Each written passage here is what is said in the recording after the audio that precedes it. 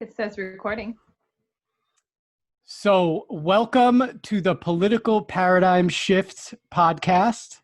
This is our third podcast. Today we are welcoming a new participant, the wonderful, amazing Afra, and I can't pronounce her last name, Delavere. You all know who she is. She's I mean, famous, she's a super legend, right? In Facebook groups. So Afra, I'm going to give you a second to introduce yourself, and we just kind of said a couple things about ourselves, where we're coming from politically, and so go ahead. Okay. So about me, I watch a lot of MSNBC. And I tweet insults at Devin Nunes pretty much all day, and occasionally polish marble and vacuum the floor. Other than that, I don't think there's much else to say. Oh, I once started a petition to send Ben Shapiro to Antarctica, but it didn't really take off.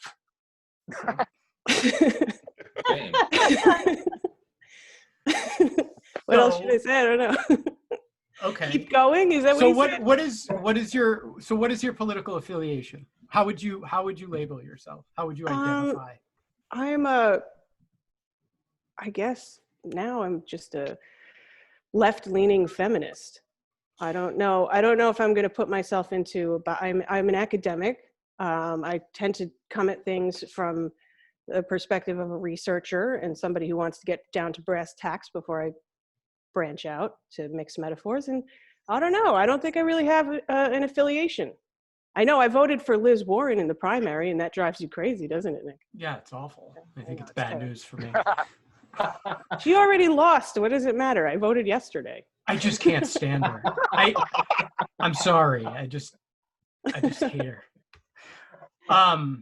Oh boy. Okay. So you're also, I don't know if you want to talk about what you do, but you're a teacher of some sort. Mm-hmm. Okay. Yeah, I'm a college professor. Okay. And you teach like 7th century medieval torture or something, right?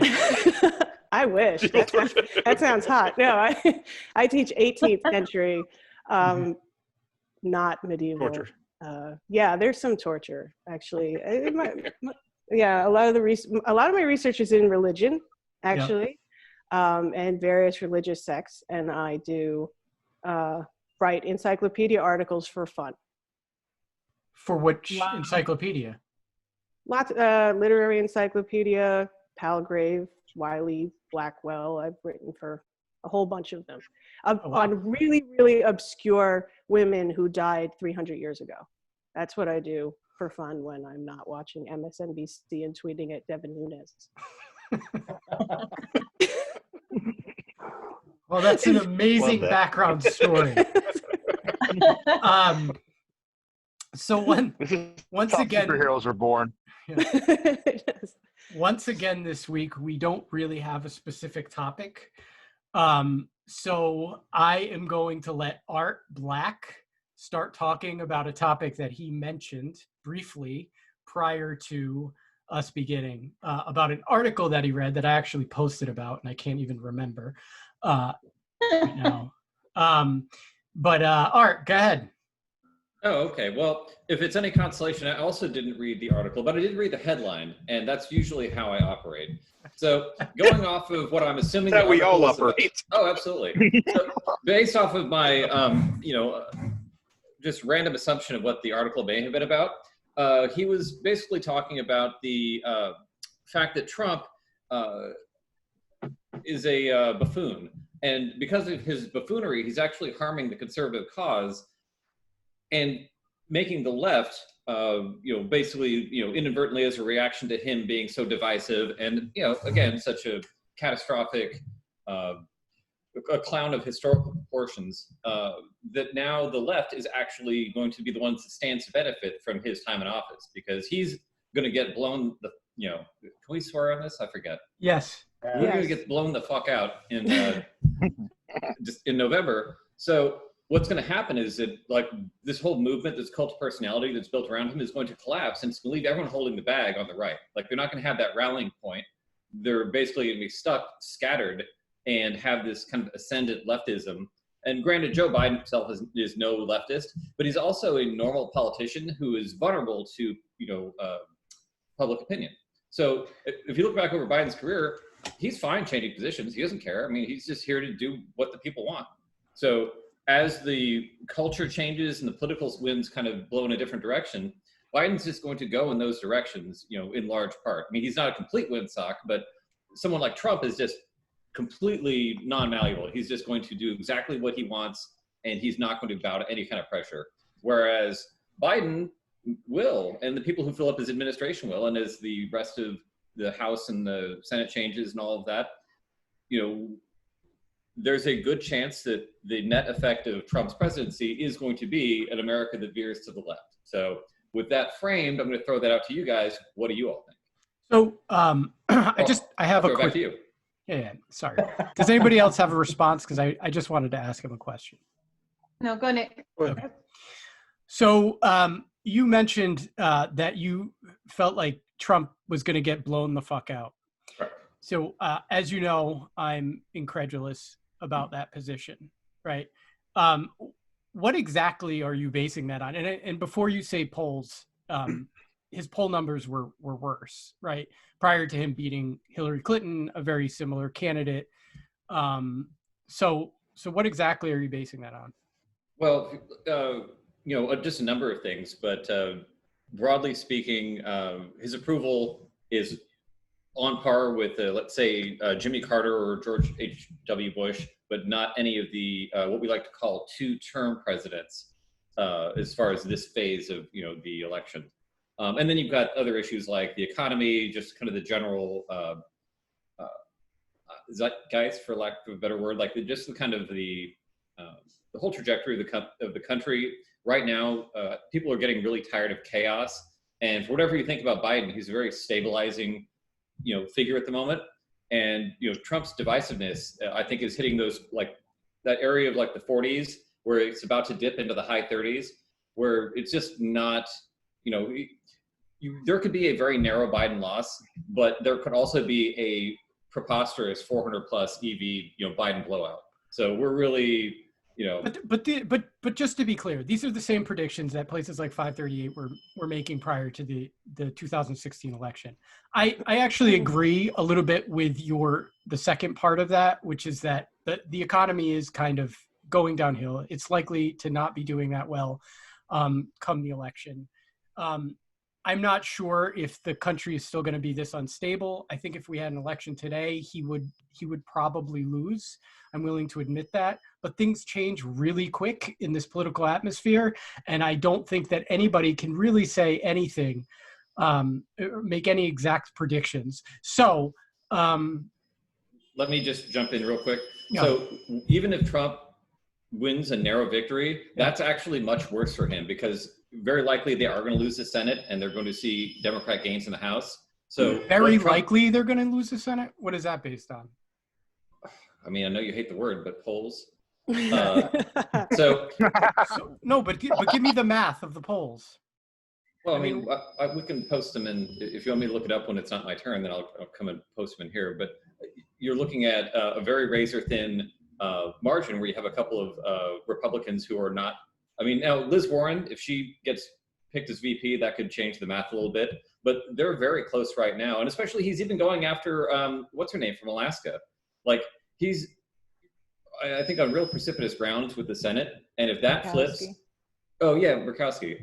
If the Senate flips on him and he gets reelected, and he's basically has a blue House and a blue Senate.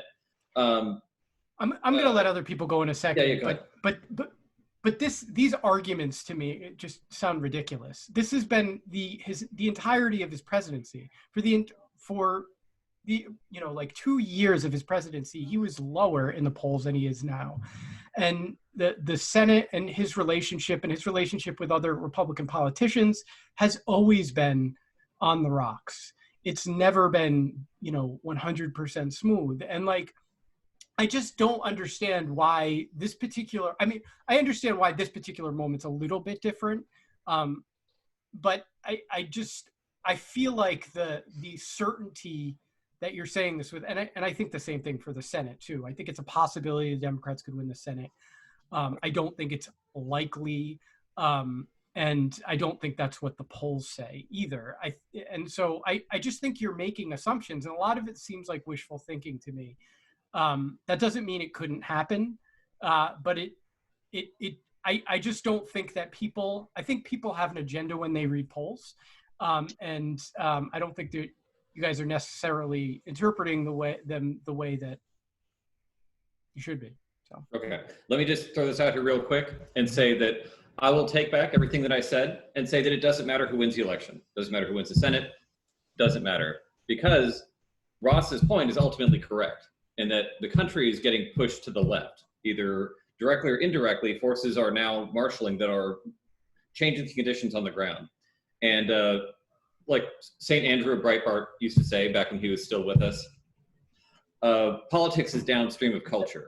So as you have these cultural changes that are seeping into the kind of the broader, U.S., just our, the population, you're going to have stuff like Confederate statues coming down, which might not seem like a big deal, but it's a gigantic deal. Like, these are, symbols that, has shaped our politics for, decades or, a century, depending on, which particular statues we're talking about. Military bases that were named after Confederate generals 50 to 80 years after the Civil War. There's all kinds of things that, that's just one example, but that it ultimately doesn't matter if Trump wins or loses, because they're basically losing the overall argument, because he's such a divisive fuckwit that has this hardcore base that's with him, but the rest of the left is going further left, and the moderates are like, just by passive kind of that cultural, marination that goes on, you start absorbing, these new ideas from the left. So even the center is getting weirdly more left. So I don't really think that ultimately it matters. I don't foresee Trump winning the election. A lot of that's just gut instinct. So I could be wrong on that. It's not like I've got, my time machine that I'm willing to share with you guys for the low, low price of $15,000 per use. But yeah, that's all I think. That's just my read of the situation. I could be wrong, but ultimately it doesn't matter. So we're taking bets on that? I'll put some money on that. I'll take some of that action. Yeah, I disagree and I agree. But who has something to say? Who wants to go? I always Let's hear have from something to say. Chuck on the Confederate statues. I'm really fucking curious what he's got to say. Chuck, what is your position on Stonewall Jackson being pulled down, or whoever it was? I don't know anything. You're asking a bad person for that. I'm an absolute history nut. When my wife and I go out of town, I have to stop at every roadside marker that has anything to do with any little bit of history and read it. It drives her nuts. I'm just absolutely obsessed with history. I did an article on this on my little blog post a while back about at that point, the Confederate flag was the big issue. This is shortly after the Dylann Roof shooting in Charleston, South Carolina. And it took me a few years of soul searching, probably more than a few years, but it dawned upon me sometime, about maybe 8 or 9, 10 years ago, that the flag, the Confederate flag, has been successfully hijacked by some very bad people.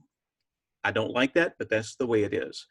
I've always thought that we should be able to discern the difference between a Confederate flag that was flying in a Confederate cemetery and one that was being carried by a guy with a pointed white hood. It's the same thing, but they are very, very, very different messages. The problem is you've got to think and absorb that message properly. And as a society, we don't think as much as we used to, I don't believe.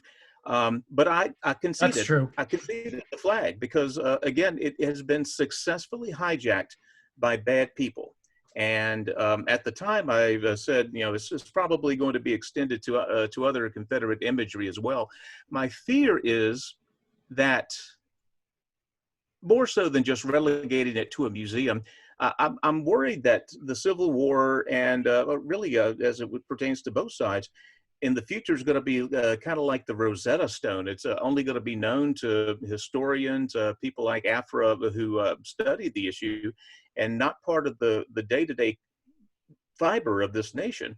Whether you like it or not, the Civil War is the seminal event in American history, other than the formation of the country. Can I try? Sure. Can I chime in Go just ahead, as someone who didn't grow up in the South and hasn't even seen a Confederate, like, until I moved to Oregon, I never saw a Confederate flag, never seen a statue, but I still had an extensive Right. history of the Civil War while I was going to high school. Like, I knew the ins and outs and the dates and the battles, and that's not because I was a history buff at the time. Yeah. It's because I was taking a history class in high school. I don't know if that argument really holds up water.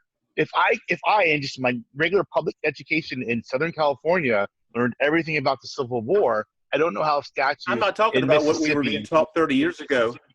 No, I understand what you're saying, Steve. I'm not talking about what was Yeah. taught 30 years ago. I'm talking about 50 years from now. You know, will the Civil War be covered okay, we had a Civil War, the Union won, next page. I fear that a lot of it's going to be, at our current trajectory, it's going to be like the Rosetta Stone, where only scholars and others will be able to, just kind of, appreciate what went on. I mean, it's a fascinating Let me event ask you from a both question real quick. sides. So Sure, go ahead. can I just, I come from a Jewish background. I had family in the Holocaust. I have Yeah. family that still lives in Germany. If there were still SS officer statues Oh, I know what you're saying. Yeah. propped around Germany, I mean, you gotta look at it that perspective from like I the say, I African understand. American community here. So, Yeah, yeah. Steve, I do, and, I and mean, I do understand it. I really do, and I don't oppose, particularly with a locality. If City A wants to take the statue down, then that's that. I just worry that we as a society are living in the now, and we're going to pay, I don't know, some kind of a price in the future. I don't like decisions that are made under emotional circumstances. I just don't like it. I like when we have time to contemplate, time to debate, time to consider, time to put our heads together and make sure this is the right thing. Things that are done in an emotional rush when it comes to long-lasting public policy, whether it's statues, whether it's the economy, whether it's any aspect of government, the batting average is poor when emotions are the driver. That's all I'm saying. may I? Sure. Just ma'am. really You sure may. So, Chuck, I really appreciate your position on that, especially how you're kind of a history buff and you like to stop and look at things. And I know you understand that these statues at least belong in a museum if they're not on public display. But I think what we're missing is that it's not that we won't be teaching the Civil War, it's that we need to be teaching it in the correct context of everything that was actually going on, with regards to how the North and the South were holding on to plantations, which were money makers. And then even when people were freed and went to the North, that there was still heavy racism and segregation and all kinds of other things going on that we also didn't hear in history class. I think that's kind of what people are talking about right now, is that okay, yeah, the Civil War happened and all these Civil War heroes, but we're sort of like worshiping like this one side of history of it, and I see what completely you're saying. Yeah. about Yeah, the Native we're- Americans that were involved, the Asian we're- Americans that were here and involved, the Sure. African Americans and their lives. I think that if we collectively made all of those pieces equal in school as people grew up, it wouldn't feel like it's just sort of like this Western history, this sort of Exactly. white man's history pushed on all of us. Exactly, and I've been open in recent years, and I understand perfectly, and I actually support it from the standpoint that a lot of these statues were put up for spite. A lot of them were put up to not so subtly remind blacks in the South that we were the top dogs at one point. It was there to psychologically buttress the Jim Crow laws. And from that standpoint, I can certainly understand why the people would want to tear the damn things down. I just don't like moves that are made emotionally. I don't know. I like to have contemplation. I like to have debate. And I don't know. The batting average of decisions, far-reaching decisions that are made under emotional stress is poor in my view. Go ahead, Afra. It's my okay. I was listening to Chuck and Heather talking, and it reminded me of being confronted by two older women a couple of days ago about like what my people were doing to Gone with the Wind. And I started to think like, I think if I were on Facebook and I wanted to attack you, Chuck, the first thing I would say is that's a slippery slope, right? But now I'm thinking about it as a historian, and it's not a slippery slope. It is very likely that is exactly what's going to happen. Like that we're going to have the erasure in some ways, or the erasure of our current understanding of the Civil War, the way that it's taught. And I think that Heather is really right, that we'll still continue to teach it, or possibly we'll still continue to teach it, we'll be teaching it like in a different way, with more voices, more, not so much contextualizing, because I think that the top-down version of history that we learn for everything in high school or whatever is very reductive. But understanding it not just as an event in the past period, but as a cultural inheritance. And everyone right now is fighting for it to be not a matter of history past, but a matter of history present as their own cultural inheritance. And it's the cultural inheritance of Black people in the South. It's the cultural inheritance of white people in the South. It's the cultural inheritance of white people in the North who are like, hey, why is there a statue of a Confederate general in the middle of New York City, right? Exactly. Or something like that from the Daughters of the Confederacy. Mm-hmm. So what the war that's being fought is not necessarily an erasure of history, but an erasure of the kind of history that you could go on tour and see in markers along the side of the road, and an erasure of the kind of history that's taught as a top-down phenomenon to most students. So the fear is not unfounded. It's not a slippery slope. Something is changing, and it's changing largely based on emotions. But when I was listening to them talk about Gone with the Wind, I kind of said like to myself, like, laughs in English, professor, because that is what the canon is, right? We push things in and then we push them out. And once they're gone, it takes a real kind of movement to get them back in. And you have things that maybe you have read in high school and college that are popular now that weren't read for hundreds and hundreds of years after they were published, or they were popular for 20, 30 years and then not read for hundreds of years after that, or things that came back after 1,000 years. So that's how we deal with culture. And a lot of it is emotional and some of it is political, but I mean, there's not really much of a difference, really, is there? Not these days, no. So Can I jump in a little on this topic? It's Yeah, actually one I'm pretty fascinated by. Like many people on this podcast, I'm a huge history fan, and just like you, Chuck, wherever I go, I drag everybody along to these dusty old markers and wax, nostalgic about things I have absolutely no relation to, but I'm a history guy, so I love them.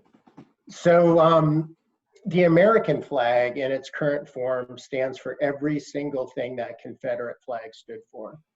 I think people lose sight of that a lot. And I'm a big one for cards on the table, taking responsibility for things. And that to me is like, why are we beating up on the Confederate flag when we as Americans, with our American stars and stripes, have stood for those exact same things? So there's that point. The other thing that I wanted to bring up that I was thinking about when everybody was talking is where Magellan was killed in the surf. There is a statue to him that was put up by the West. And next to that statue is a statue of the man who killed him, put up by the island where this all occurred. So that's an interesting juxtaposition of the historical, cultural narrative that Afra was touching on. But fundamentally, you know, I guess I was a big guy for leaving the statues up, leaving the flag up for history's sake, and, you know, for everybody seeing exactly what's going on, and you know, all the cards being on the table. But then somebody said something to me that kind of changed my mind. And it was just one of those pivotal moments that just, you know, kind of shocked me out of my way of thinking. And I'm a big civil libertarian. I think that every citizen of America should have the same exact rights and privileges. And someone put it to me like this: you can't have a civic symbol that terrorizes the people that it presides over. If you want to have a society where everybody's equal, you can't terrorize a portion of the population. And that's all I have to say on those things. So I have a question to whoever. So where do we draw the line, right? So if we're saying, if we're sort of going to be really sort of liberal about people kind of running around pulling down various statues, how do we determine what statues are okay to pull down and what statues aren't? And okay, Art. So that's a really easy one. Statues are not about history. I know that's something that we like to say because we put a little plaque on it. You can read, it like teaches you stuff. You get that in a book. The purpose of a statue is a cultural marker. And it tells you who to venerate. So you don't put up statues of villains. Like what we have, you go to any memorial or the Lincoln Memorial, anything where you go to some giant marble figure that's casting, you know, this look down on you. The point is to teach modern society what they're supposed to be. So that was the entire point of putting up Confederate statues, and that's why one of the things that Chuck says that he's worried about is in 50 years, is anybody going to care? The reason Chuck cares is because he was taught to care, and if we don't teach people to care about the Confederacy, nobody will. And that's the desired end state, where we really do look back in the Civil War as Not we just would the look. Confederacy, just for the record, not just Oh, the right. Confederacy. No, everything. right. And even like what Bill said about, you know, what the Confederacy stood for, that flag also, you know, was, you know, represented by the U.S. flag at a time. That is entirely true. And I think that to the extent you want to frame anything, it's to remember that the United States started off as this flawed concept that still had the genesis of improvement in it. And, you know, it started off with white land-owning males, and it eventually extended to everybody else. Whereas the Confederacy was an intentional, you know, rejection of that notion to head back in the other direction. So I think that insofar as we need to understand the Confederacy and the Union and kind of that split, was that rejection of the future kind of grasping back towards the mistakes of the past versus understanding that what America was founding on was supposed to be a process. The founders weren't perfect, but they knew that they knew the right direction to go. So I think that that's what you want to frame. Can I make a real quick point? This is a 5-year period in the 1800s. This isn't the entire like history of the South, not even by a little bit. It's a small fraction, and so much of the South's history is based on this little 5-year period during the Civil War, and the rest of it doesn't even seem to matter anymore. Why But that's is what that? that's Why what is the South propaganda only is. dictated by a 5-year period in the 1800s? Somebody answer that for me, please. That's what propaganda is. That's So, the reason you have statues. I don't really feel like you answered my question. So why, what No. The answer is that you choose what to Politicians don't venerate. You choose what to venerate. The other But answer how? is that you don't choose. Whoever's going to come there and tear down a statue is going to choose based on whether they're doing it legally, some political calculation, or if they're doing it illegally based on some, you know, solid or really lacking understanding of history, what they're after. I mean, somebody just defaced a statue of Robert the Bruce and called him a racist. So why? it's unclear. Even White man. Who is he racist who against? does this, right? Black man. How do you even know?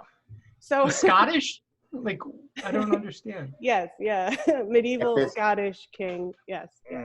But you don't know who's doing it and what their reason for doing it is. So I mean, we could theorize about, and I like Art's answer, and I also like the idea that Bill said. I think it was Bill, because I don't remember, that, you know, if it's not terrorizing someone, leave it alone. But in the end, it's not a question that we could ask. And I don't want to be pedantic about this, Nick. And I know we should be trying to figure out the answers, but I'm looking at it, I'm taking the long view, which is that these things are not always rational, even if there's a rational prescription for them. So this change is going to happen, and it's going to happen in an unpredictable way, but we could look back on history and see that the change will come. 50 years from now, it will absolutely be different. People will look at events differently, just like no one remembers the War of the Regulation right now, but they do remember the American Revolution. There are going to be different things that they're going to look at. And it might even be that there's a chapter in a textbook of all the people who ripped down Confederate statues, and that's about the most that you're ever going to hear about it. But the information will always be there. It'll always be available, to whoever. So the answer, it's a long answer to your question. How do we decide? We don't. The answer is that we just don't. Right. Okay. What I think I just heard, and correct me if I'm wrong, and sorry, I know people are starting to get a little sick of this topic, but it seems like if I were to kind of paraphrase Art and Afra, it would be might makes right in the tearing down of these statues. No. The forces of society are going to advance to the point where out with the old, in with the new. And that's just something that happens again and again throughout history. Churches become mosques. I didn't mean to make the suggestion that I think these things are cyclical. And so in which case, okay. Yeah, might becomes right would be, I think it's a lot more random than that sort of. It's a confluence of different agendas that are happening at a moment that could, especially in our media environment, could change momentarily itself. I guess the problem I have with that is it's sort of like saying, well, these things have happened in the past, so therefore they're sort of justified. Or no, I'm just choosing not to be prescriptive, right? I'm just describing. But my whole point is, so Bill makes this point about if they terrorize people, but you can make that argument for anything. You could make that argument for a statue of George Washington. You could make that argument for a statue of Thomas Jefferson. Mm-hmm. You could make a good argument, right? And people do make that argument, and they do. Say it's wrong. But why? Why is that argument any worse than tearing down a Confederate statue? They both had slaves. I mean, to what extent does this argument go? You're sounding like a radical now. Yeah. Right? Yeah, we're radicalizing Nick. You need to define that term for me before. I am going to define it. I'm waiting. You're going to be challenged. My fucking seat to define it. Oh, that's what I'm waiting for too. No. So in any event, I don't think that to sort of say people are running around doing this, it's just sort of what's happening. And I understand, so I don't know. That's just my position. Yeah. I think it's a mob mentality. I think I get it why it sounds, why it sounds like it's like I'm excusing it or being permissive about it. I think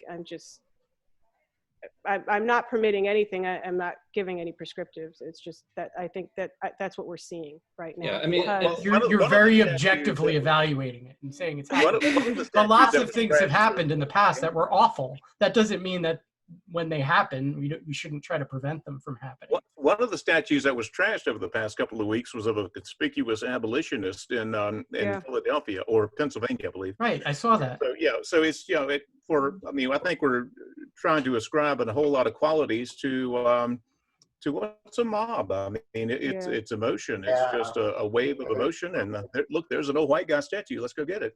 So sometimes there is no explanation. It's just emotion. There's context to me that the farther away the elites are from the people, the more this shit happens. Like, I remember going to Buenos Aires with my wife and having a nice vacation. Beautiful city, just full of amazing architecture, food, people, highly recommend. But every civic anything was defaced, and violently so. And, you know, it kind of like hit me in the back of my head, and I thought about it a little bit, did a little bit of research, and found out that, you know, I wasn't really aware of the extent that civil society in Argentina was just, you know, an unending cycle of terrorism. And so to this day, even though things are relatively benign and peaceful and prosperous, there's still the cyclical civic violence that comes up, and the least of it is defacing these civic monuments. It's So, almost you as know, if humans were like inherently iconoclastic. I can't. There are some other events where that's come up. Well, yeah, I mean, that's what we resonate with, is our symbols and our little totems and our teams and our tribes. And this is actually probably a good segue to get into the mob mentality that we were thinking we were going to talk about. Right. I just really quick. I just wanted to add, for me personally, it really is subjective depending on like situational and where the statue's at. Like if it's like the Battle of Gettysburg and there's like actual statues on both sides and it's like showing an actual event. I mean, that's completely different than like a heroic statue in the middle of a African American community of a prominent slave owner that, you know, fought, you know, for the Confederate side. So I mean, we have to look at those situations and kind of balance and weigh them as well. Well, we could, but they're all going to get taken down anyways. I think the mob is kind of just taken over, and it's gone. It's out of everyone's hands. Yeah, I think this idea that we can't control Americans from running around tearing down statues is ridiculous. I think that we certainly could. Well, everything costs some blood and treasure, right? If you want to control people, you're going to have to really think it's worth it. If people are running through the streets destroying things and hurting other people, I think it's worth it. You have to have order to some extent. That doesn't mean that we should, you know, start shooting people for tearing down the statue of the KKK. I'm not going to lose sleep over it, and I'm sure none of you will either. But this idea that we should just run rampant Art's raising his hand. across the United States like a bunch of crazy people, and I honestly, I think this is a part of the mentality in the United States that's tearing our society apart, that we sort of justify being emotional and just acting on our emotions because we're angry about something at whatever point in time. And it's like, well, no, that's not how we do things. You could tear down statues. There's civil ways of doing it as well. And in this particular circumstance, you know, based on what happened with George Floyd, I get it, right? But I just don't see just kind of dismissing it as a natural phenomenon in the world is justifiable. The Civil Rights Act happened in 1964. There's been 3 generations of African Americans that have been begging for statues to come down through civil means, and they haven't happened whatsoever. Not at all. So how is the civil matter? How are they supposed to believe that's going to be possible? I don't understand. I think from the same way you said it, I think that we need to be reasonable about how we treat these situations. And I don't think that, again, that we should send the military after people after this horrible incident happened with the police because they tear down a statue of the KKK. But I do think if they start running through the streets, tearing down statues and monuments of George Washington and burning buildings down and destroying neighborhoods, yeah, you're damn right. That it can't happen in civil society. That is not how civil society works. No, and I don't care how, I don't care how angry people are. That's why we have society. Go ahead, Art. But the social contract's broken. Okay. I mean, when we break the social, I'm gonna stop. Go ahead, Art. Okay, so it's a little reductive, but Mike does make right when you're talking about culture. So when you have a cultural forces that are completely out of sync with the people, then and this is the difference between, say, like George Washington or Nathan Bedford Forrest, where people understand the context of George Washington being an imperfect guy owned slaves. He wasn't the ideal, like if we could clone him and have this person be, the template for all. But in context, it makes sense. Like we understand, okay, this is where we're at a point in time and we evolved past that. It's good to look back on that and have him still be a relevant figure in our culture with that in context. Whereas it's hard to keep a Robert E. Lee in that same context. It's actually just one of those things where it's out of sync with what modern culture wants. And while it's hard to like put a pin on that as far as like where is the line where that becomes relevant and it doesn't, it's kind of like what Steve was saying, like there's a social contract issue with not having statues up that actively terrorize people. And if that goes long enough, there will be violence. And this is just what happened, is that society kicked this can down the road as long as they could, and then it flipped. And just as a quick example, in China, they had the Cultural Revolution, and part of that was Mao mobilized everyone to go out and smash everything old. Like they would, everything from statues to artwork to the freeway system around Beijing, they called them the ring roads. They actually got everyone to knock down the walls of the city just to change the look of the city and then open up some space just to change it. I mean, they did keep certain things like Tiananmen Square for kind of symbolic control purposes, but most of old Beijing was wiped out. Like they just destroyed everything. Even the old Summer Palace, they have half of some of the statues there, but they're smashed. Like they were just, and the reason that worked is because the Chinese hated their own culture at that point. Like it was oppressive, it wasn't working for them, it had starved them, they sold out to the Japanese. Like it was a completely broken social contract that Mao was able to come in and say, you know what, we're gonna rewrite this. Like you're not happy, we're gonna build something new. And we can argue whether or not that was good or bad for them, but that's just how culture works. Is it once it gets too out of sync with the people? These are bizarre arguments to me. Mao also starved tens of millions of people. Is that some sort of? I mean, but what are we? I just don't understand. It's just not consistent. Like, how are you going to justify something because it happened before? Like because people have done things. So what are you saying? If you're not saying, well, he did it in the past, so this is how societies go, therefore it's sort of justified. What exactly are you saying? What is the ultimate? I'm saying that it's there's no way to like checklist this. Like this is culture. Like this is what people want. Like you can't like say, well, we haven't hit these criteria, so you can't change these statues. Like that just isn't how human society works. So you're trying to like put this. But in China, he forced people to do it. He said, "This is what we're going to do." So it's not necessarily what people wanted. It was mass popular. I mean, this is one of the things where if it's totally out of sync with what the people want, like you're not going to get that level of participation. Even with here, with people pulling down statues, nobody's out directing people to knock down statues. I mean, you get that authoritarian government. You probably could. Well, certainly, We live in an authoritarian government. Well, arguably, but in the case of tearing down statues, if you just come in and roll over and take over some country and say, hey, let's say Bernie Sanders wins the election and he's like, hey everybody, go out and tear down every statue of George Washington, like, which he would totally do. Well, yeah, I mean with Bernie, who knows? But I mean, there's stuff that is not culturally like cohesive. It's not going to be something that the culture is going to accept. But there is some times where there's deep anger in the culture that can be exploited or just used. And when people are ready for change, things change. Yes. Like Trump, yes, he tapped completely into that vein. Trump is example A of that. And for the record, I think you're dead wrong. I think he's going to win it. I think there's a great silent majority out there, just like there was in 2016, of people that are like, fuck you and your hippie bullshit.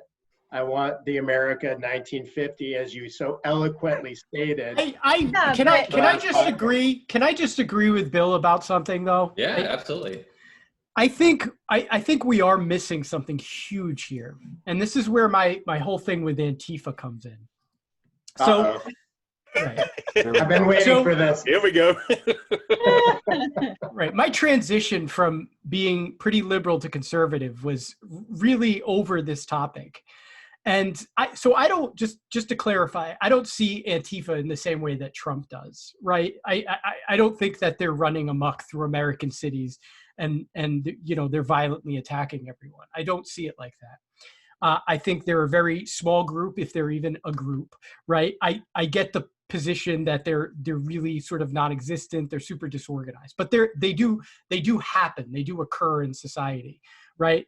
They go to conservative, lectures or whatever, or they infiltrate protests and they do cause violence and they've looted and stuff like that. My issue with this issue is the fact that the left can't condemn it. It's the fact that they can't just say it's wrong to be violent and to riot and to loot randomly because we don't agree with someone, right? And I think to Bill's point, and this is where I was going with this, is that when people in middle America, with the elections going to come down to one way or another, Arizona, Pennsylvania, Michigan, Ohio, well, not so much Ohio anymore, Wisconsin, right? Those people are going to see that stuff. And that's what's going to drive them to Trump. Trump is going to win because they think the other side is too extreme. And the reason they think they're too extreme isn't because there's millions of people out there rioting. It's because there's millions of people out there who just won't fucking say it's wrong. Just say violence is wrong because it's wrong. Violence is not wrong. Yeah, I'll tell you this much in terms of in terms of handicapping the election. Trump's overall polling numbers, yeah, that's a thing, but we're talking about the Electoral College here, and the successful pundits of the past 30 years who have led successful presidential campaigns have campaigned with the Electoral College in mind. Lee Atwater got George W. Bush's strategy down to various counties in Ohio, not just the state, but various counties, swing counties in Ohio, in order to win that state and then, subsequently the election. To me, the most remarkable thing about 2016 was that blue wall coming down, Pennsylvania, Michigan, and Wisconsin. All three of them went for Trump, which was just Shocking. just shocking as hell. I mean, even now I'm thinking, damn, how did he pull that off? Well, since then, one of the things that I've heard from particularly those on the right is all the left has to do is not be fucking insane. Yep. And in many cases, they have not achieved that. Again, with John Q. Voter in those three states and several other swing type states of older white farts like me, they look at this and see this chaos that's going on. Right. And even if they can't stand Trump personally, God knows, why can't the Democrats at least say, guys, chill out, don't start tearing shit up because of the mob, because of the mob mentality, because they will tear them down on Twitter. Go ahead, Steve. No, I can answer that because you guys are looking at the scope of these rioters and protesters in a scope of idealistic people. Most of them are just non-political. They're not leftists. They're not Democrats. A lot of them are on the left. A lot of them are Democrats. But we're looking at a lot of people that either like to cause trouble. We're looking at a lot of people that just want to watch the world burn, and we kind of lump them all together and say, hey, that's all Antifa. That's what's been happening. And the problem I have is Antifa doesn't really exist. Nick knows my position on this. So, a bunch of cosplayers but I'm not that making that argument, and I deliberately no interest in going and I deliberately Nazis didn't whatsoever. So, yeah. So I mean, let's talk about the composition of the mob then, because I actually agree with both Steve and Nick on that. I think it's well, it was interesting. There's a little city kind of near where I live in Southern California called La Mesa, and it is the most vanilla place you could ever imagine. Like nothing ever happens there. I have some family there, and she's scared to death. She's like in her 80s, and she's talking about how they burned down 2 banks recently. Yep.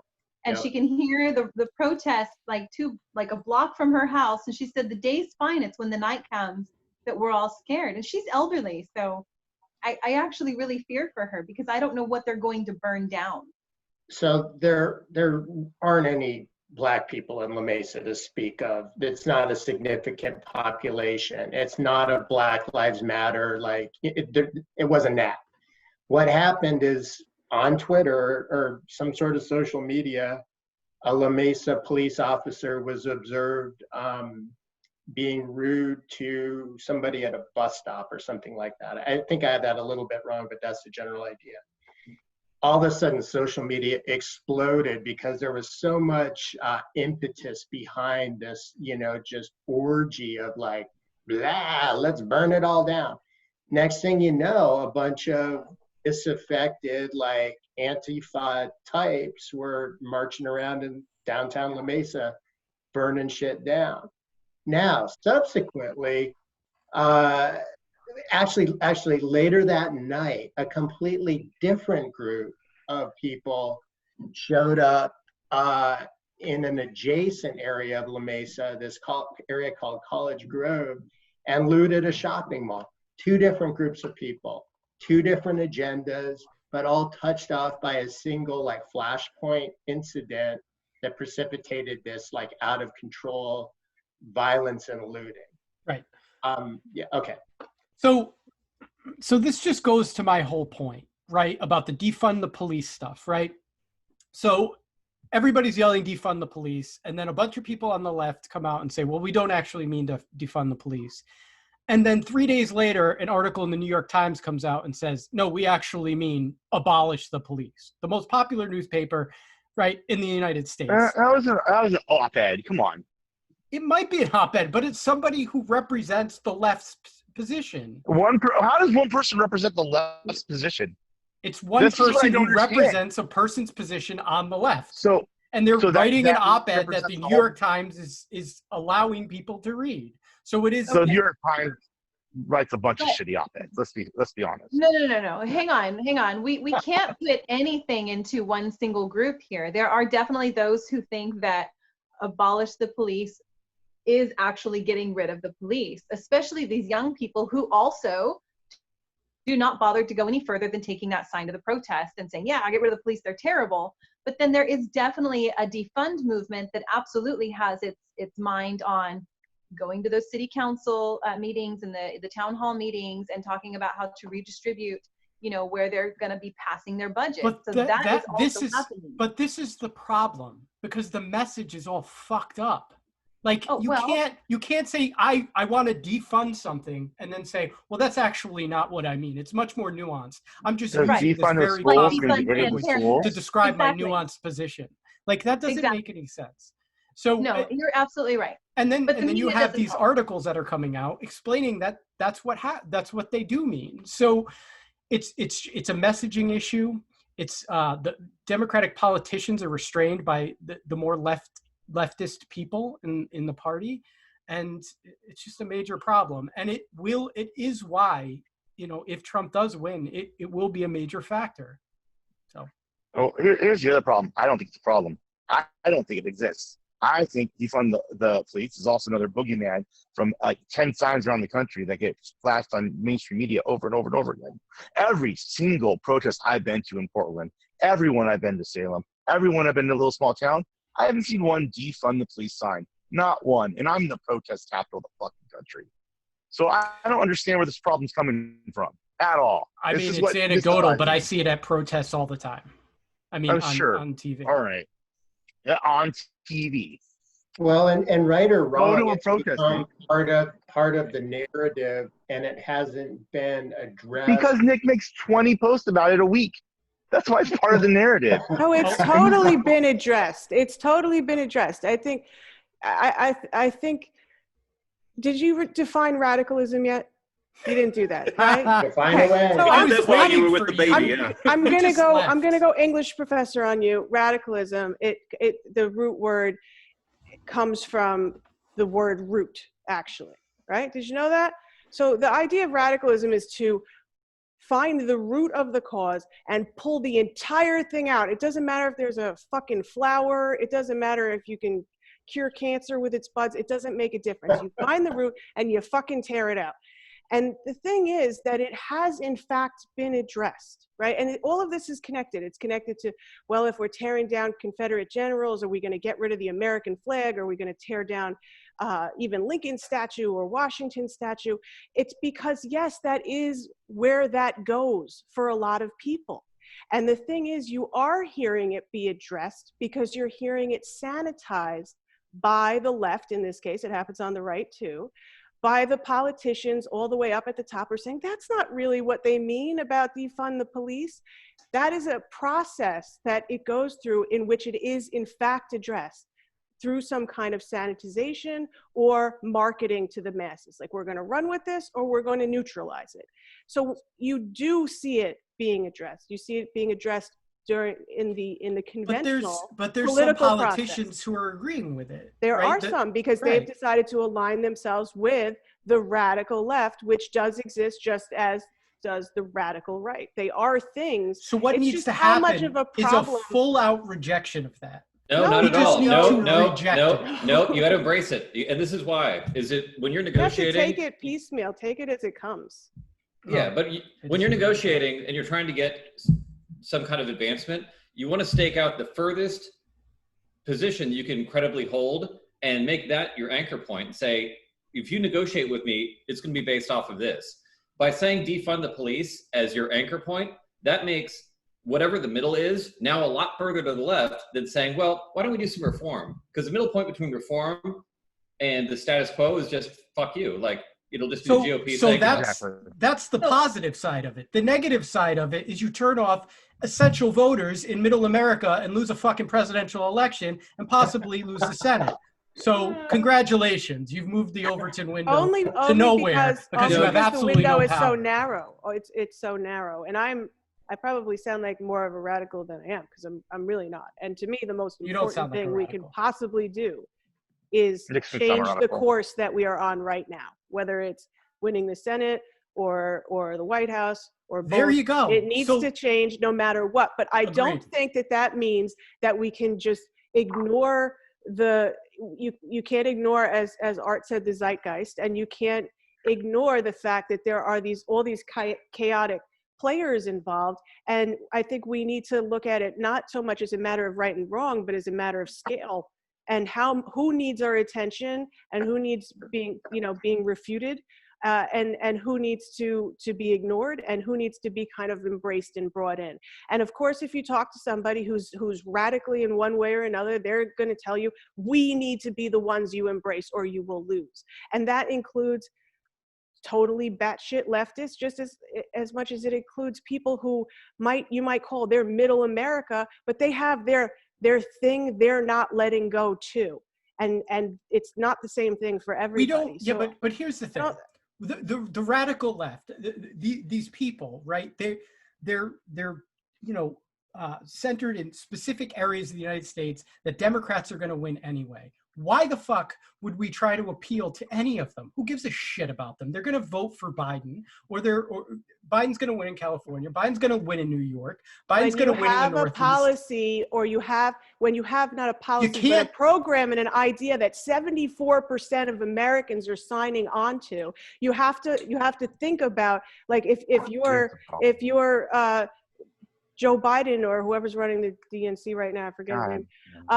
You have to think about how much, and it's a vast program, how much of it you're going to sign on to, and how, and what you're going to neutralize, and what you're going to embrace, and what you're going to ignore, right? So there's not one sort of radical left, even though you can point to them on Facebook, but there's a lot of different people with a lot of different ideas that might sort of band together, and that's a big and sort of, I think, really complicated calculation that's ultimately, hindsight will be 20/20, but it's really hard to make it. You can't just say, let's ignore the radical left when some of their policy proposals, like Black Lives Matter, have 74% approval rating across everybody, right? But I don't see that as the radical Democrats. left. I see that as a very important constituency to winning the Democratic winning the presidency.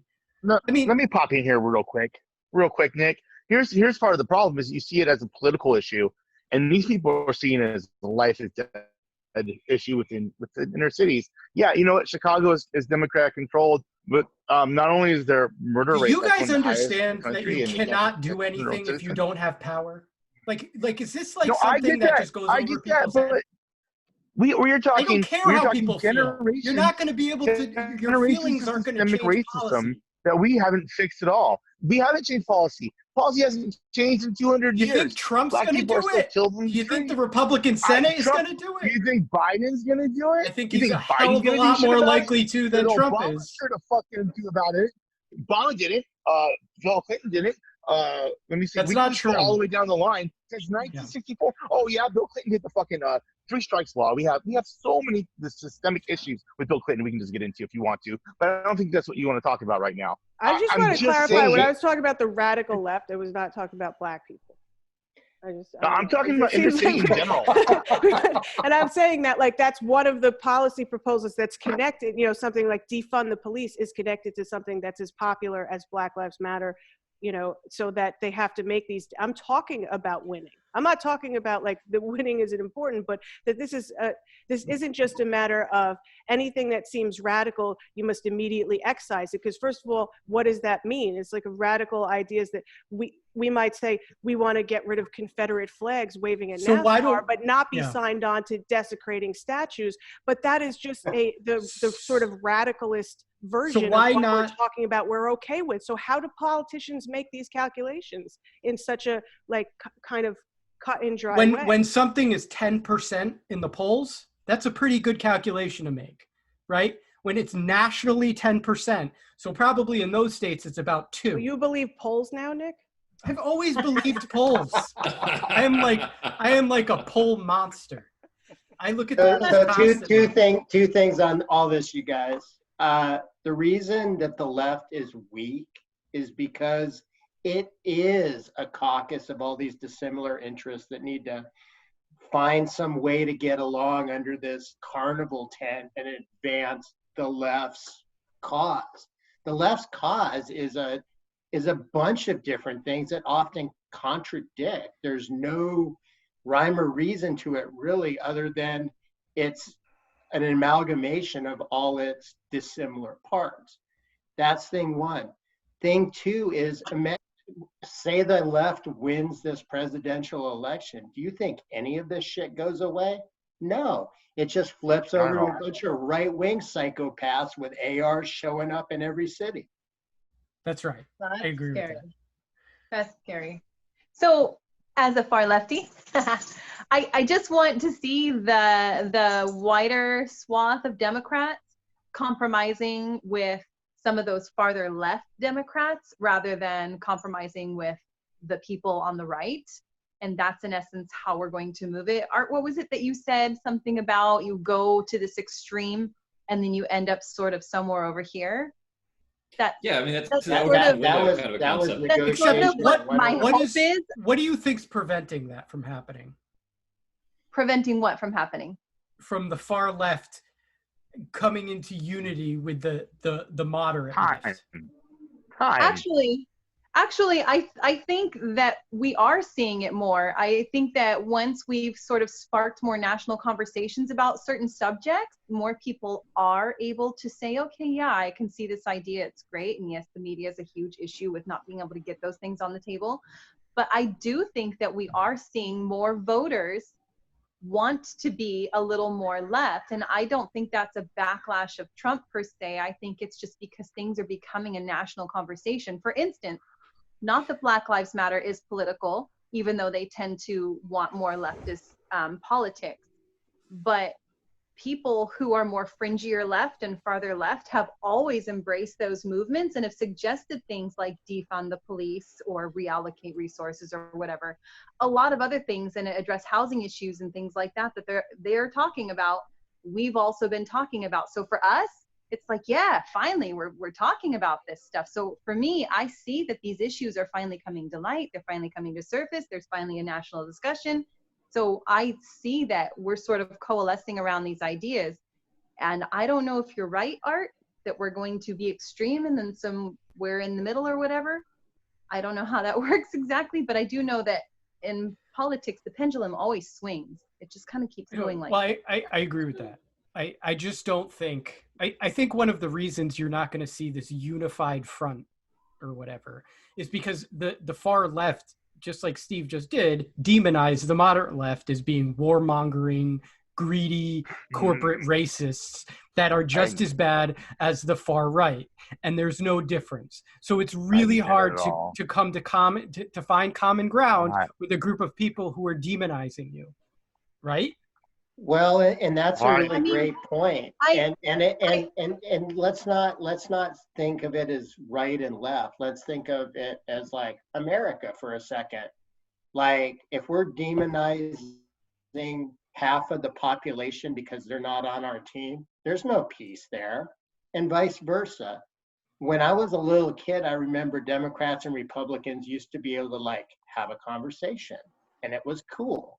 Now, if you're on the other side, you're not only wrong, you're evil.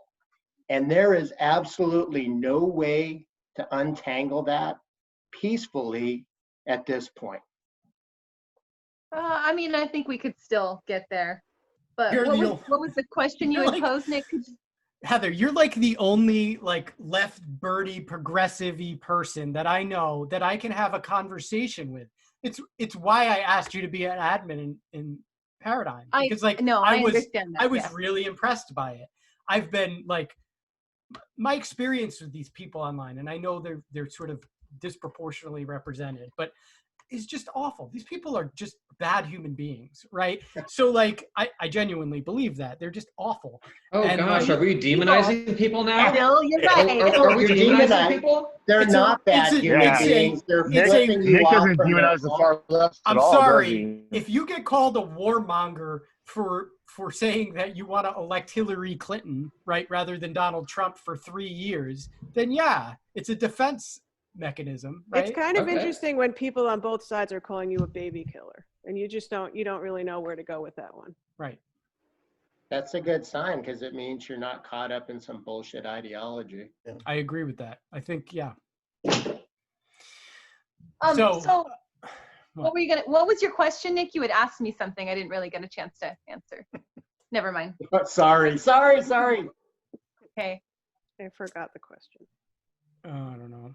I can't remember. Why do I think that something or other? Oh, yeah, I answered the question. It was kind of a rhetorical question. Why do you think that the left can't unite with the other left, the moderate left? Right. That's what I was going to say. I'm so sorry. Excuse me. So like when Hillary Clinton was out, I think what most of us had a big problem with was that she was very smug, and she wasn't willing to have that conversation or to budge an inch or to even acknowledge that we were there. It was just like, oh, shoo fly, I don't want to deal with you. So that's why a lot of us felt like that with her in particular. But I don't see Biden doing the same thing. I see him reach out and have conversations.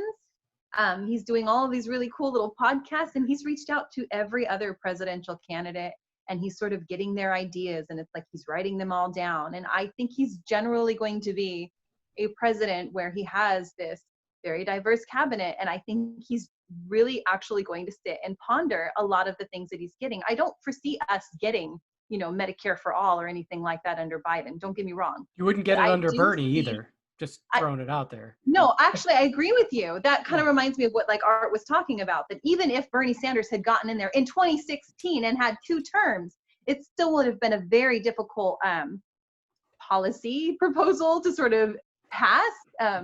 You're absolutely right. We do need more people in the House and in the Senate in order to make any of that really actually happen. But he was able to get us talking.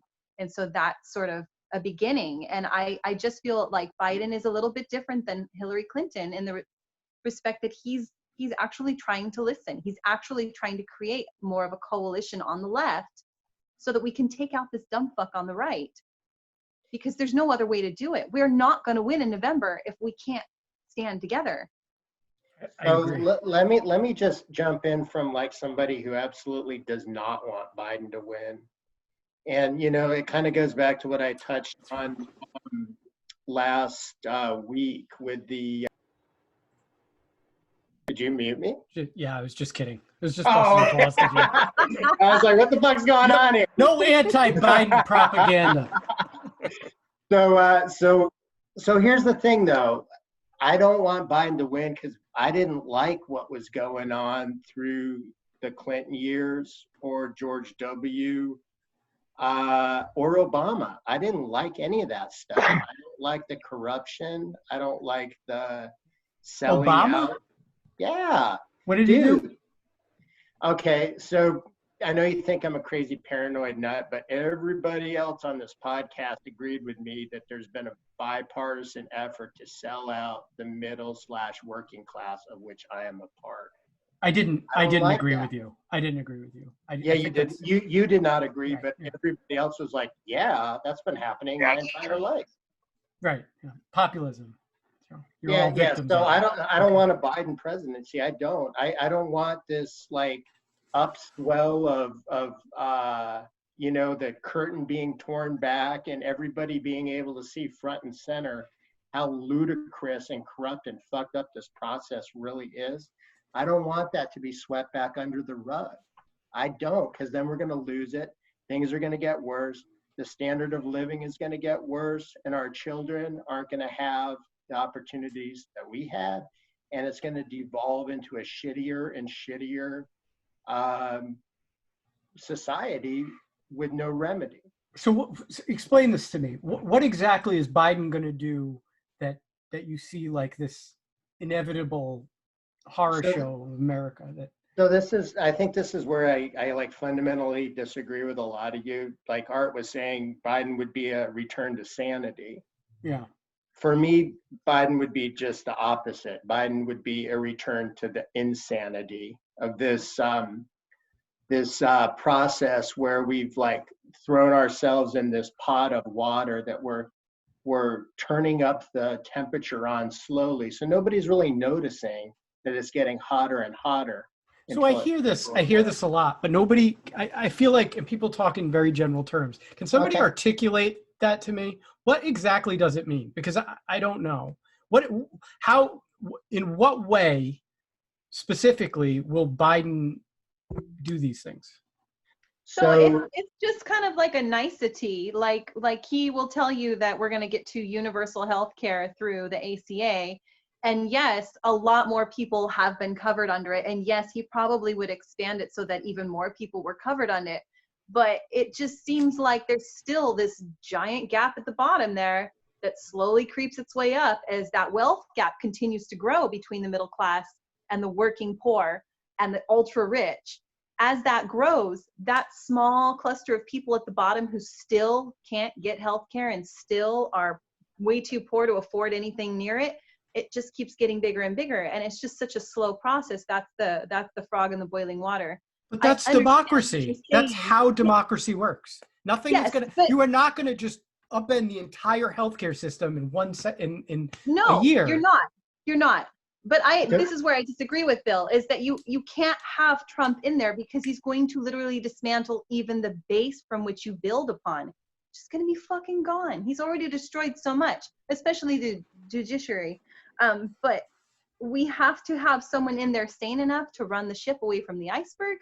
Shut up, Nick. Stop that. I see you're smiling and it's cracking me up. We have to run it away from the iceberg, and then we have to continue to build, and we can't, go back to sleep like the woke people like to say. And we have to continue to hammer and build upon it. I am hopeful that this younger generation continues to act this way. I don't foresee boomers really wanting that. I think they want that sort of calm, like you were describing in a thread earlier today or yesterday or whatever. But we can't give it up. We can't stop. But it does. It takes absolute years and years and years and years and years. And I think the problem is that people just get comfortable and then they go back to sleep. And I think that we are the ones who continue to fail.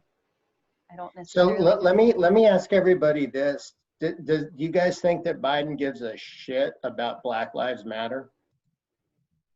Yeah. No. I do. Yeah. Not Yeah. even So a far as little. it'll help him get elected, yeah. Yeah, So- that's What does about it matter? Yeah. Why does How it? Who cares big about is as much this as shit Hillary cares exactly? about gay marriage? Yeah, It doesn't matter. Yeah, it doesn't. The only thing that matters is policy. At what Biden's a point- vessel. Well, okay, so when Black Lives Matter cornered Hillary Clinton, and these two activists asked her, "Hey, what are you going to do to change people's hearts and minds and get people to kind of understand our message?" And Hillary goes, "I don't really believe in changing hearts and minds. I believe in changing the law. Once you change the law, people's behaviors changes, what they believe changes. That's how you affect change on the broad scale." And just kind of looked at him, and they were just like, "We want them to believe." You don't pass a law to make people believe. You pass a law to make people change their behavior, and that changes history, reality, everything. So it doesn't matter if Biden. I think just the opposite. I think, and this might be a chicken before the egg type of thing, but I think the laws follow the changes in the hearts and minds. I agree Yeah, but with they you, did- Bill. They should, yeah. Yeah, but they don't. I'm just saying, like when you change, for instance, They, like they the Civil don't Rights in Act an of 19. authoritarian regime, but they do in a democracy. No. They do and they don't in every kind of regime. They do Okay, that's both of probably those accurate. things. Yes, yes. Okay.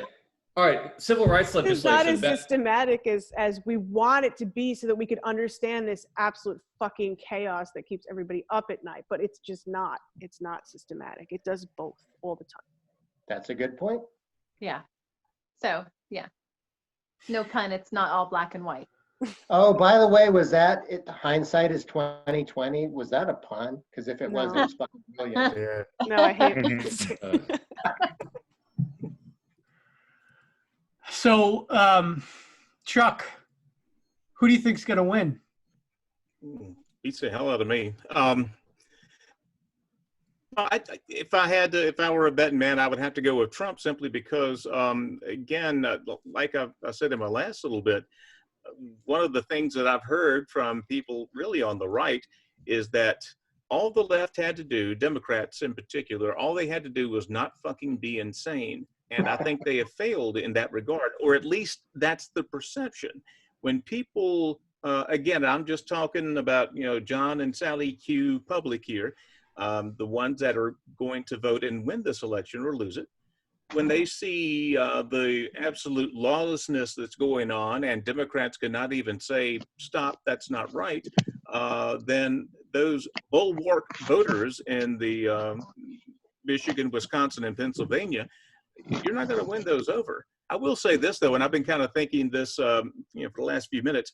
I'm libertarian, I'm minarchist, basically. Most of my votes in the past have gone towards Republican candidates just because, again, they tend to be more limited government, not always, obviously. Certainly not But anymore. I think in our current I think in our current socio-political climate, I don't want the same party to have control of the legislature and the White House. I will take Trump losing if Republicans keep the Senate, because I think whichever party, and if there's going to be a sweep, it'll be Democrats, but even if it's Republicans, I think they're going to fucking go scorched earth and drive us even further apart. And right now, that's the last damn thing we need. I just want some good checks and balances in there for both sides. I think Biden is probably the best suited candidate to do that, right? Yeah. Right now. I would guess, but there's an enthusiasm gap there. I have yet to meet the person, Democrat, who says, "Fuck yeah, I'm voting for Biden." I mean, I there's got just pictures Hello, of Nick. them all over my room. yeah, that's right. He doesn't have the cult of personality like Obama did or Trump does. There's not a lot of enthusiasm there. I mean, I understand how he won. He was, in many the fucking cases, guy's the least 80. offensive candidate. Yeah. But yeah, I mean, that's got to count for something when we get to the first Tuesday of November. The fact that there's not a great deal of enthusiasm. Those who are going to vote for Trump, by and large, are very enthusiastic about it. Again, they only get one vote per person, but big picture, there's got to be something said for the enthusiasm gap, I think. Yeah, I agree with that. There's a lot of enthusiasm to vote against Trump. Oh yeah, I'll grant you that. Maybe Art could pull up the article for us. You got the Anybody poll. but Trump. Anybody but Trump. Ham sandwich. Well, I'm pretty sure that we live in the worst timeline right now, so I'm pretty definitely sure that Trump's going to win in November. So Seems that way. It's been the Twilight That's Zone my for too outlook long, on that. yeah. I know. Huh. I think Trump's got it. I think it's his to lose. I mean, he's such a stupid fucking jackass. And yet, it doesn't seem like the Democrats can pull their shit together enough to beat that. I mean, you're right, Chuck. All they have to do is not act crazy. And they I'm just sorry. What is acting crazy like some way that you don't get elected in America? Like, did that just start? I'm not even fucking kidding. Like, I legitimately don't understand why you guys keep repeating that. Like, it means something. Like, we could not have a bigger lunatic in the White House right now. I mean, in all of American history, we've never had a president halfway as crazy as this guy. And everyone's like, "Oh gosh, I feel like the Democrats are just, they're awful, kind of crazy right now. I don't know about that Biden guy." I'm like, Except, what are we even talking well, about? that's true. Except Right? that Trump's crazy is law and order. I'm going to protect you. I'm going to build a wall. Democrats crazy is I'm going to dismantle the police force, get rid of the immigration force, and get rid of jails. So that's the difference between the crazy. People. Those don't sound like Wait, crazy when did Biden promote any of those? Biden didn't, but the left Exactly. does. So no. So far, why are you running Trump against you the gotta left? compare. No, exactly. Afra, go ahead. But it's a total straw man to say, "Oh well, Trump here," and then the second major candidate in the primary was a really left-wing candidate who supported a lot of those positions. He didn't support any of those. Abolishing jails. I don't- When did yeah. Bernie Sanders ever say about abolishing jails? Like, that's not a thing. Right. So he said something along the lines of letting like serial killers out of prison and stuff like that. I forget, but it was at No, the he debate. said letting them vote, Nick. Letting Oh, them letting vote. them Yes, vote. they Sorry, should sorry. vote. Everybody should vote. That was a Everybody should be allowed to mischaracterization. vote. National Right. holiday. Right. But it's Yeah. still an extreme position, and people still associate him with extreme positions, and he still represents lots of the people who advocate for those positions. And they're still in all over the media, all over the left-wing media, people are advocating for that stuff. And we're not going away. We're not going away. I'm sorry. We're gonna keep going. Hooray. Yeah, Right. but Well, guys, look at the pandemic, for example. Trump's leadership was non-existent. Art, I agreed 100% with everything you said about that. It was like there was a freaking empty seat in the Oval Office, just slowly turning around. You know, nothing good was coming from the White House. No leadership, no, reassurance, nothing. All I saw was a guy standing up there making excuses. And for like somebody like me, that makes me so fucking angry. So Trump fucked that up. He fucked that up. So your But solution is to reelect him. here's what's going to happen. Here's what's going to happen. Come November, all he has to do is say, hey, the reason everything's fucked up is because the Democrats shut down the economy. And boom, all his voters are going to go, yeah, rah, rah, rah. Half the fucking people that are unsure are going to go, yeah, that makes sense. And he's going to get back in. I don't think that's a winning message. Well, there are all those dead people, right? So that's part of it. People have to be thinking. But they're not enough to swing it. They're not enough to swing No, it. I mean that they were going to vote. I meant that there's like, oh, they'll vote. Oh, they'll vote. Oh, yeah. My biggest fear is that Trump is not going to go quietly when he does lose in November. He's That's not not going to gonna go happen. quietly. He's going to come up with some crazy conspiracy cooked by QAnon and Breitbart, and it's going to spread like wildfire, and there's going to be stupid assholes in their militias, and they're going to come out and do some stupid damage, and it's going to be this beautiful hypocrisy that we're going to see, that they're going to come out and create havoc and chaos. But I don't think he's going to go quietly. I think I don't think that's he's going going to to say some sort of rigged something fake news bullshit. But I'm going to well, go that- outside at midnight when it comes in California and bang my pots and pans. So the left did that in 2016 with the whole, Russia, Putin thing. I mean, that I could see that happening. There's now a precedent for wild ass conspiracy theories because my guy didn't get elected, my girl didn't get elected. So And the Russia conspiracy was not a fake conspiracy. It was certainly blown up by certain portions of the left who do that sort of thing, but it was certainly not fabricated. It was based on real information, and it was a totally legitimate investigation. And so, just pointing that out. So yes, but do you really think Putin sat in his chair, evilly cackling, orchestrating the election? Is that No, something? but I that- think he sat in his chair, evilly cackling. Right? I've never used that word before. Wanting Trump to win and trying to find different ways of interfering in the election. I think it's not whether he did it. I think he did do it. We have very He good. said he did it, so Right. Well, So everything that becomes this crazed movement has a root in reality. If sure. Trump doesn't go quietly, he's going to have some root of why not in reality, I and agree. drag in all those crazy militia types. I mean, really what the problem is the conversation is in the fucking gutter right now. And the fact that the fact that we're seeing people burning down cities, and we're worried about the right version of that if somebody else Is was that in still elect. happening? Is the looting the- even still going on? Because No, I was it under the is. impression that it's calmed down Yeah. a lot. It did until they shot another man in the back. Yeah.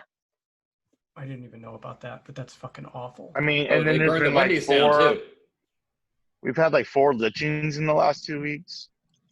Yeah. I mean, Oh, one in our hometown, Steve. That was fabulous I to know, learn one in our about. hometown. Yeah, I did a post about What, that and earlier. the Absolutely. other one was in one of the neighboring cities. So I would believe that it's probably the same group doing this. I personally believe that they were racially motivated. I don't think they were suicides. I think that's too coincidental. And you and I both know the dark history of that place. So That I can't even explain to you how horrible that place is. Oh, I know. That's such a I'm nice Jewish. name. Growing up there Jewish and seeing like Nazi and Confederate flags, like that shit's scary as fuck, man. So I mean, I can only imagine being in the South. I was kind of sad that we didn't touch on Antifa more, Nick, because I was all ready to go down with this whole group called Sharps, Skinheads Against Racial Prejudice. You know, you ever heard of them? Yeah. I have not, but I have feel not. like, yeah, but I mean, They were I big. They clarified were my big when I was in high position. school. Yeah, I clarified my position on Antifa, which is not that I think that they're a world, you know, an enormous organization running the streets looting. I think that they're relatively small, if an organization at all. I think the problem is that people, moderate left and left, won't just condemn them, which is a simple thing to do. Just condemn what they're doing, condemn their strategies, condemn their tactics. And Right. I mean, I can condemn the Easter Bunny too if you want. Well, you gotta what say, I tactics mean, I'm condemning. right. I the mean, ones- I don't believe it exists. What do you want me to condemn? I think they're a bunch of cosplayers that have no ideology, aren't an actual thing. Just a bunch of guys. So with you black masks condemn the violence that condemn happens I at protests. condemn That are, violence and looting. Absolutely. Right. Absolutely. Condemn the I condemn violence the that happens violence and by looting. these specific But I people. can't condemn an ideology that I agree with. Right. So you don't So- condemn them, you condemn whatever these tactics are that have But that's been not what's happening. described to them. Right. But that's not what's happening. What's happening is a reflexive response to defend our tribe. And it happens in every single post that I say, look what Antifa did. Here's a specific example of these people dressed the same with the same symbols at a separate protest where they're attacking people or looting that isn't a Nazi, that aren't Nazis or whatever, right? And you know, people defend it. And so that's the problem. So they're not even doing what they're supposed to be doing. They're supposed to be just, you know, punching a bunch of Nazis in the face or whatever, and Those aren't only Antifa. protesting in violence if those people are being violent. But I fear that that they're not even showing up to support the efforts of the Black Lives Matter movements, that they're just there to fuck shit up, and that it doesn't make any sense. And I searched for hours. I could not find anything where there were like Black Lives Matter leaders saying anything about like, yes, of course Antifa is welcome here. Right. And I think one of the there's things that they've nothing done, about it. yeah, is separated themselves from it. And I Yes. think it was the smartest thing they've done. There's all kinds of videos Yes. of their going up to people dressed up like Antifa would be dressed up. Yes. And saying, you're not a part of this movement. You're just some Exactly. asshole here, right? African Americans going up to these white people dressed up like whatever, leftist radicals, and telling them to get the fuck out of there, and telling them they're gonna, you know, screw everything up. So Right. that's what everybody should do. It's very simple, right? It's just like with the right, you know, Yes. condemn So- Nazis, Don't condemn. believe- And I'm not comparing the two. I think Nazis are worse than Antifa, obviously. I'm just saying it's a very simple thing to do. So here's my thing with Antifa. I looked it up when Antifa started to kind of come on the scene, and talk about punching Nazis, and there's a Nazi here, a Nazi there, a Nazi everywhere. So I kind of did a little research on the hate group, and as near as I can tell, there's about 20,000 actual Nazis that subscribe to the Nazi philosophy in this country of 340 million people. Okay, that is like Apparently, I'm one of them. Yeah. So I'm like, well, who are all these Nazis that they're always on camera punching if there's like, one Nazi for every fucking. And really what kind of like turned me off, I mean, everybody's anti-fascist. Every fucking American is anti-fascist. Or they're not American. Right. But what turned me off on this fucking movement was they weren't punching Nazis. They were pepper spraying teenage girls. They were assaulting people of color that didn't fucking agree with them. They were pissing and, throwing shit on fucking World War II veterans. I mean, that's not a good look. That's just a bunch of fucking street toughs fucking shit up for the sake of fucking it up. That's not a movement. That's not an ideology. That's a bunch of out of control assholes. Yeah, that's what I think is problematic. Your dog wants out. Matt, are you talking to me? Yeah, he was just Yeah, there. your dog. He's been That's a fucking cat, dude. Oh, I just flashed by the screen. I saw big something hunched at cat. the door, looking over there. Hey, cat I just wanted to say, I need to go ahead and get going, guys. I still Yeah, got to we get do. dinner on the table for the kids. So, We should wrap up Adios. pretty soon. Yeah. we've been on quite a So while. this, Bye, Heather. listened. right. It was So good Hey guys, seeing you. it's nice to see you, Afra. See you, Heather. see you later, Heather. Bye. So this was a fantastic discussion, very lively. I really, really, really appreciate the fact that Afra came. Afra, your like sitting face is very much unimpressed. You look unimpressed the Oh, I'm entire sorry. time. You No, don't no. like my resting bitch face? I'm not saying that. I'm saying resting unimpressed face. I'm kind of partial to it. Yeah. my ears are extracting the earbuds. They're just like, no, fuck this. We're not. No, I really appreciate you coming. And I didn't mean to appear unimpressed. I'm very impressed. I think this is great. You guys Yeah. are great.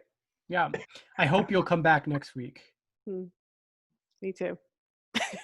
No promises? It depends on the time and Hey, the topic. You snuck Antifa in at the last minute there, but it's okay. I dealt with it. Oh my God. What topic would you guys prefer to talk about? I mean, I'm really up for whatever. I certainly don't want to make people, we'll post this in the group and ask the populace Ask them what they would want what to they hear. want us to talk about. I mean, this freeform thing is pretty cool too. It It seems is, yeah. like we end up covering all the like issues of the day. Mhm. We should talk about what Bill was getting at, which was one of the reasons that Trump got to where he is because he was addressing things that the conventional wings of the Republican and Democratic Party, I mean, not that it's a conspiracy, but there is a lot of consensus in the establishment as far as, how the last 30 years went. I mean, a lot of it did go hand in hand with both parties. And for whatever we think of Trump's solutions, he was a overt rejection of that kind of Washington consensus. So that's something that probably does bear looking into. I would love that. 'Cause I would don't say- feel like I did a very good job at all, even, remotely explaining that to you, Nick. And I find it just bizarre that you're not on the same page with, I think, virtually everybody else with that.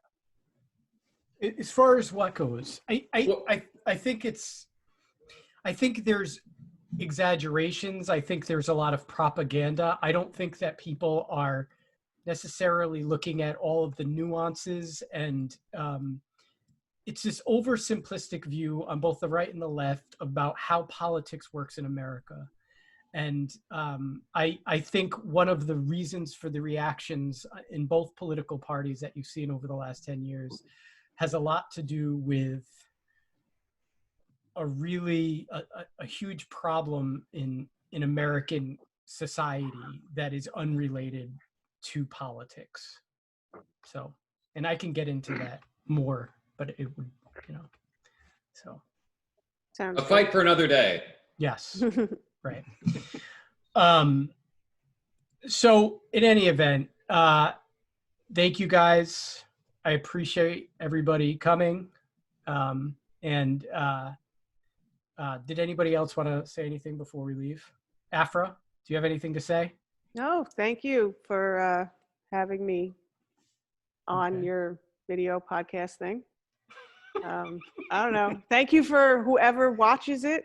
Yeah, I'm Afra. Nice to meet you. And that was a great conversation. Almost as good as just watching you guys do it without me having to be there. So, okay. Anybody else? Art? Actually, I wanted to say thank you to all you guys. This, like, I think about what we talk about here all week long, and selfishly, I'm getting a lot out of this. I really respect you guys a lot, and talking with you in this format really kind of sparks a train of thought that carries me through a lot of areas that I was kind of on the fence, and y'all actually helped me kind of clarify my political position. I think after last week's podcast, I was talking with my wife, and she said, "You know what? I think you're a humanist." And then she immediately suggested I read The Magic Mountain. So I don't know if y'all know what that is, but yeah. So thank you. I'm having a blast here, and you guys are awesome. Nice. Thank you. Nice. All right. Well, that's it. Thank you for everybody who watched us. And we will definitely return next week with all of the same people, probably on Saturday. And with that, we are out.